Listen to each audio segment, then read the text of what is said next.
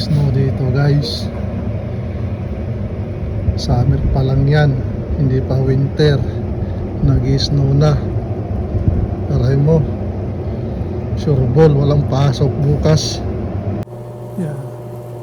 Isang oras na kalipas, ganito nakakapal yung snow dito sa Canada.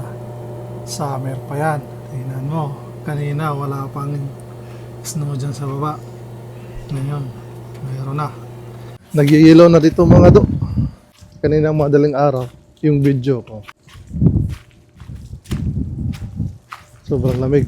Punta tayo sa Foodland, bibili tayo ng ulam kasi papasok tayo mamayang gabi. Sana may pasok, sana hindi makancel. Tingnan mo naman yung panahon, nag-i-snow. Hindi makalayag yung mga sima namin pag malamig eh.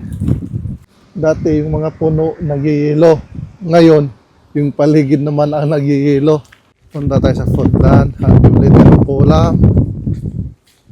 Malapit lang naman lalakarin pag bumili kami ng ulam. Diyan, aahon ka lang dyan. Nandyan na yung tindahan na binibilhan namin ng mga ulam. Grabe guys. Grabe mga do. Sobrang lamig. Mapalpato na jacket ang suot ko. Sobrang lamig talaga do. Sabi ko yan dito. Sabi nila summer. Baliktad ata. Hindi pa summer dito. Winter pa. Ibang part ng Canada, summer na. Tapos na yung winter season. Spring na dito, parang dito sa area namin sa Newfoundland, sa St. John. Winter pa, sobrang lamig. Umulan kaninang madaling araw ng snow. Dito kami bumibili ng mga necessary namin pagkain o ano pang mga kailangan. Medyo mahal dito, pricey kaysa sa bayan. Mas mura sa bayan kaysa dito. Kasi isang tindahan lang dito kaya medyo mahal. Yun mga do, tapos na tayo mamamili.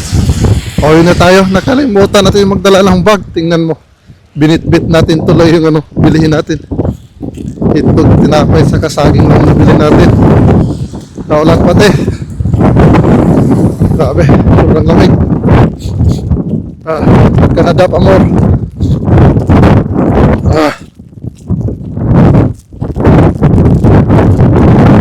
Tingin yung kalsada. Madulas, dahan-dahan lang tayo. Kahit naklan. Hanggang dito na lang muna ako mga idol. Sobrang lamig. Babu!